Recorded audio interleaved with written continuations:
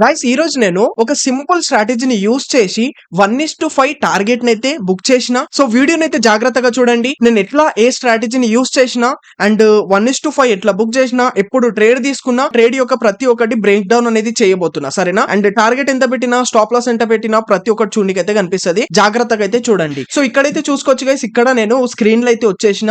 Exactly చూసుకోవచ్చు, నేను ఈ పాయింట్ దగ్గర అయితే ఎంట్రీ తీసుకుని ఉండే. చూసుకోవచ్చు ఇక్కడ దగ్గర దగ్గర మనకు ఎగ్జాక్ట్లీ 1:5 ట్రేడ్ అనేది దొరికింది గైస్ ఇక్కడ.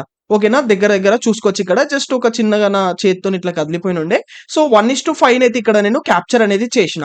అండ్ నా టార్గెట్ హిట్ అయిన తర్వాత కూడా చూసుకోవచ్చు, మార్కెట్ వచ్చేసి ఎంత గనం బ్లాస్ట్ అయిందో చూడండి. నేను ఇక్కడ టార్గెట్ పెట్టకపోతే ఇప్పుడు దగ్గర దగ్గర చూడండి, మనకు 1:10 వరకు అయితే ట్రేడ్ అనేది దొరుకుతుండే. చూడండి దగ్గర దగ్గర 1:10 వరకు అయితే మూవ్ అయింది. బట్ మన ఎంతైతే మన గోల్స్ ఉంటాయో అంతే తీసుకోవాలి. నేను అంతే రికమెండ్ అనేది చేస్తా. అంతేగాని మీరు టార్గెట్ పెట్టకుండా, స్టాప్ లాస్ పెట్టకుండా అయితే అస్సలు ఎంట్రీస్ అనేవి తీసుకోవద్దు. అట్లా ఎంట్రీస్ తీసుకుంటే మీకు ఒకసారి మంచిగా దొరుకుతుంది టార్గెట్.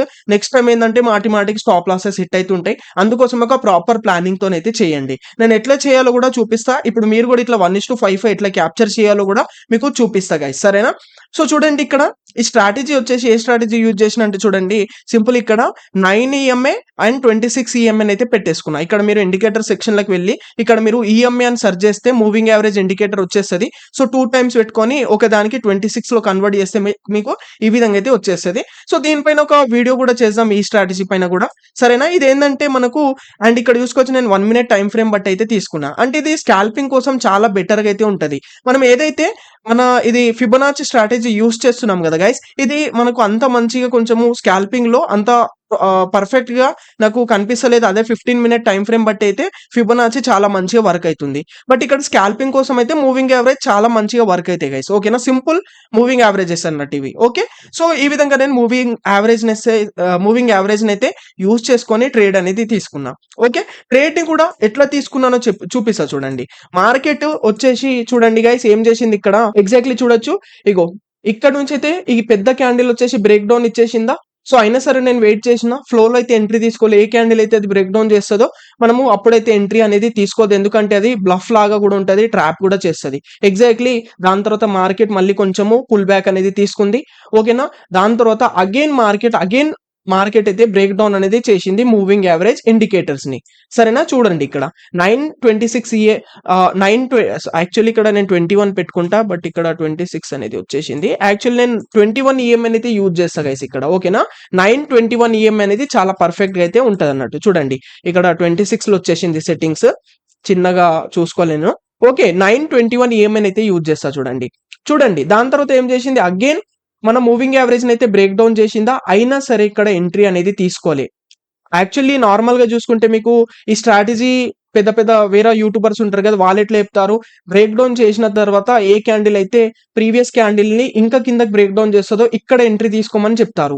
బట్ నేను ఇక్కడ రికమెండ్ చేయగైస్, ఇది కూడా మనకు ట్రాప్ అనేది చేస్తుంది. మనం ఎప్పుడు ఎంట్రీ తీసుకోవాలంటే మళ్ళీ అది ఎప్పుడైతే పుల్ బ్యాక్ తీసుకుంటుందో ఆ పుల్ బ్యాక్ దగ్గర అయితే ఎంట్రీ తీసుకోవాలి. అంటే అగైన్ మళ్ళీ అది మూవింగ్ యావరేజ్ ని ఎప్పుడైతే టచ్ చేస్తుందో అక్కడ ఎంట్రీ అనేది తీసుకోవాలి. ఎగ్జాక్ట్లీ నేను అదే పాయింట్ దగ్గర ఎంట్రీ తీసుకున్నా. అండ్ దాన్ని బట్టి ఇక్కడ నేను స్టాప్ లాస్ వచ్చేసి పెట్టుకున్నా. 100 లాట్స్ అనేవి తీసుకుని ఉండే, స్కాల్పింగ్ కాబట్టి కొంచెం మనకు 100 లాట్స్ తీసుకోవాల్సి అయితే వస్తుంది. దాని తర్వాత సింపుల్ గా 1:5 టార్గెట్ అయితే ఈ విధంగా సెట్ చేసుకొని ఇంకా హ్యాండ్స్ క్లోజ్ చేసి కూర్చున్నా. అర్థమైందా? సో స్మూత్ గా మార్కెట్ వచ్చేసి మన టార్గెట్ అయితే హిట్ అనేది చేసింది. ఓకేనా? అండ్ మీకు ఇంకోటి చెప్తా చూడండి గైస్, మనకు ఏ స్ట్రాటజీ అయినా సరే మనకి ఎంత మంచి స్ట్రాటజీ అయినా సరే ప్రతి ట్రేడ్ ప్రాఫిట్ అనేది ఇయ్యదు. ఎందుకంటే ట్రేడింగ్ అనేది టోటల్ గా ప్రాబబిలిటీ గేమ్. మీరు ఇది ఎప్పుడైతే అర్థం చేసుకొని ఎప్పుడైతే మీరు ఆ విధంగా చేస్తారో అప్పుడు మీరు ఒక ప్రాఫిటబుల్ ట్రేడర్ అనేది అవ్వచ్చు. సో మీరు ఏ విధంగా చేయండి అంటే సింపుల్ గా చెప్తా చూడండి. మీరు కావాలంటే మూవింగ్ యావరేజ్ ని కూడా యూజ్ చేసుకోవచ్చు, లేదంటే మన ఫిబొనాచి స్ట్రాటజీని కూడా యూజ్ చేసుకోవచ్చు.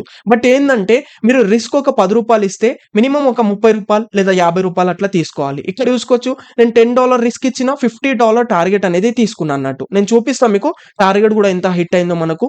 ఓకేనా? ఈ విధంగా తీసుకుంటే మనకి ఏంటంటే చూడండి, నేను ఏం చెప్తున్నా, మనకు మార్కెట్ ఇది ట్రేడింగ్ వచ్చేసి ఒక ప్రాబబిలిటీ గేమ్ కాబట్టి మనకు 10 ట్రేడ్స్ లో ఒక గోల్ పెట్టుకోవాలి. నేను ఒక 5 days లో కానీ, ఒక 10 days లో కానీ, లేదంటే ఒక 3-4 days లో, లేదంటే ఒక 2 డేస్‌లో ఆ విధంగా నేను 10 ట్రేడ్స్ తీసుకుంటా అని ఒక గోల్ అనేది పెట్టేసుకోవాలి మనము. ఓకేనా? సో, ఇప్పుడు 2 డేస్‌లో 10 ట్రేడ్స్ అంటే 1 డేలో 5 ట్రేడ్స్ అనేవి తీసుకోవాలి. 1 డేలో 5 ట్రేడ్స్ అంటే కొంచెం మనకు ఇరిటేషన్‌లా ఉంటది. మైండ్ సెట్ కొంచెం బాగుండదు కాబట్టి 1 డేలో మీరు ఒకటి చెప్తా 3 కన్నా ఎక్కువ తీసుకోవద్దు మీరు. 1 డేలో 3 ట్రేడ్స్ కన్నా ఎక్కువ తీసుకోవద్దు. సరేనా? 3 ట్రేడ్స్ కన్నా ఎక్కువ తీసుకోవద్దు. మీకు ఆ రోజు 3కి 3 కూడా స్టాప్ లాసెస్ హిట్ అయినాయనుకోండి, ఆ రోజు క్లోజ్ చేసేయండి ఇంకా. సరేనా? ఈ విధంగా మీరు ఒక 3 డేస్‌లో, 4 డేస్‌లో లేదంటే 5 డేస్‌లో ఒక 10 ట్రేడ్స్ కవర్ చేయనీకైతే ట్రై చేయండి. ఆ 10 ట్రేడ్స్‌లో గైస్ మీకు ఈ విధంగా 1:5 లాగా ఒక 3 ట్రేడ్స్ కూడా మీకు సక్సెస్ అయినాయనుకోండి, మీరు కాలిక్యులేట్ చేసుకోవచ్చు మీకు ఎంత మంచి ప్రాఫిట్‌లుంటారో. ఇప్పుడు ఎగ్జాంపుల్ కోసం మనకి ఈ విధంగా 1:5 తోని మనకు 3 ట్రేడ్స్ కూడా సక్సెస్ అయినాయనుకోండి, ఎంత ఇప్పుడు రూ. 100 నేను రిస్క్ ఇస్తున్నా అనుకోండి. సో, ఒక ట్రేడ్‌లో 500 టార్గెట్ తీసుకుంటే 3 ట్రేడ్స్ నాకెళ్ళితే ఎంత 1500 ప్రాఫిట్‌లుంటా. 7 ట్రేడ్స్ లాస్ అయినా, 10 ట్రేడ్స్‌లో 7 లాస్ అయినా, 3 ప్రాఫిట్ అయినా. 7 ట్రేడ్స్ లాస్ అయినా కాబట్టి ఒక్క ట్రేడ్‌కి నేను రూ. 100 రిస్క్ అనేది ఇస్తున్నా కాబట్టి మనం ఎంత దగ్గర దగ్గర ఒక 700 లాస్‌లుంటాం. 1500కెళ్ళి 700 తీసినా సరే 800 ప్రాఫిట్‌లోనే ఉంటాం. అండ్ ఇంకా బ్రోకరేజ్ కూడా ఒక 200, రూ. 100 తీసేసినా సరే అయినా 600-700 ప్రాఫిట్‌లోనే ఉంటామన్నట్టు. అర్థమైతుంది గదా! ఈ విధంగా మీరు ఒక ప్రాపర్‌గా ప్లానింగ్‌తో చేయండి. చాలా మంచిగుంటది. మీకు ఏ స్ట్రాటజీ అయినా సరే ప్రాఫిటబుల్ చేస్తది. మీరు అంతేగాని మీరు వితౌట్ ప్లానింగ్‌తోని చేస్తే మాత్రం మీకు ఎంత మంచి స్ట్రాటజీ ఉన్నా ప్రాఫిటబుల్ అనేది అవ్వలేరు మీరు. సరేనా? సో, ఈ 921 ఈఎంఐ పైన గూడా ఒక వీడియో అనేది చేస్తా. దీన్ని గూడా మనం ఎట్లా యూజ్ చేయాలి స్కాల్పింగ్ పైన అనేది. సరేనా? సో, ఐ హోప్ గైస్ ఈ విధంగా నేను ట్రేడ్ అనేది తీసుకొనుండే. సో, అండ్ ఇప్పుడు మీకు ఇక్కడ ఎంత ప్రాఫిట్ బుక్ చేసినాం అది గూడా చూపిస్తా. ఇక్కడ కొంచెం నేను రిఫ్రెష్ చేసుకొని ఇక్కడ చూపిస్తా. చూసుకుంటే ఇగో ఎగ్జాక్ట్‌లీ చూడండి. ఎంత క్యాష్ ఫ్లోలో వచ్చేసి $49 టార్గెట్ వచ్చేసి బుక్ చేసిన నేను. కొంచెం స్లీపేజ్ కారణంగా $1 నాకు కొంచెం తక్కువ తగిలిందన్నట్టు. అండ్ ఇంకోటి నేను చెప్పదలుచుకుంది ఏందంటే చూడండి నాకు ఈ ట్రేడ్‌లో 49 అంటే దగ్గర దగ్గర $50 ప్రాఫిట్ ఎళ్ళింది.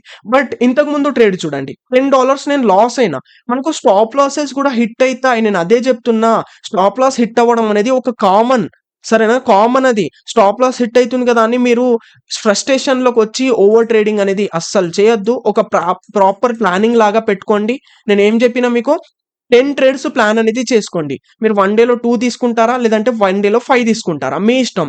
ఏదన్నా ఒక స్ట్రాటజీని పట్టుకోండి. మీరు మినిమమ్ ఈ విధంగా 1:5ని క్యాప్చర్ చేసుకుంటే ఇంకా చాలా మంచిగుంటది. ఓకేనా? బట్ 10 ట్రేడ్స్‌లో మనకు 2 ట్రేడ్స్ కూడా ఇట్లా ఎళ్ళినాయనుకోండి, మనం అయినా సరే దగ్గర దగ్గర చిన్నగా ప్రాఫిట్‌లోనే ఉంటాం గానీ, లాస్ అనేది అవ్వదు. అదే మీకు 3 ఎళ్తే మాత్రం ఇంకా మీకు తిరుగుండదన్నట్టు. సరేనా? మీరు ఏదన్నా ఒక స్ట్రాటజీని పట్టేసుకోండి.